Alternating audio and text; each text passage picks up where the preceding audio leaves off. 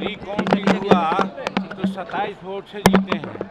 एक रिकाउंटिंग हुआ उसमें हमारे जदयू के कैंडिडेट हार गए। तो कहने का मतलब है कि रिकाउंटिंग मांगा जाता है। हमारा उम्मीदवार जैसे ही डाउन हुआ वो छोड़ के भाग गया, इसीलिए उसको हमने कहा कि भाई 2020 में रिकाउंटिंग हुआ, तुम जीत गया था, रिकाउंटिंग मांगता, भाग गया काहे।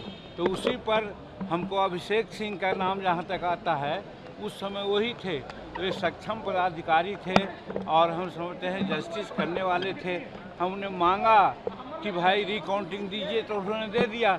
इस समय भी हम समझते हैं कि आकर कलेक्टर अच्छा था, हम लोग रिकाउंटिंग मांगते तो वो दे देते, और रिकाउंटिंग मांगते तो हो सकता था कि चुनाव हम लोग जीत जाते। जैसा कि देखे कि एक 27 वोट से जीता, एक 27 वोट से हारा, तो हम लोग भी जीत सकते थे। इसी बात की चर्चा हमने की थी। लेकिन अनिल कुमार सवाल खड़ा कर रहा है, अध्यक्ष में बोले हैं मांझी जी, ये तो हमको पता नहीं है।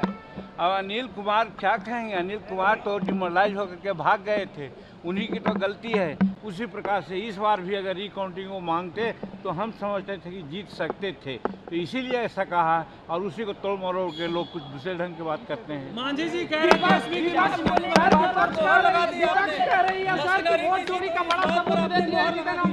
नहीं, मशीनरी ठीक है, मशीनरी में कहाँ कोई दोष है। न मशीनरी में दोष है, न पदाधिकारियों में दोष है, हमारे कार्यकर्ताओं में दोष है कि हतोत्साह होकर के भाग जाता है।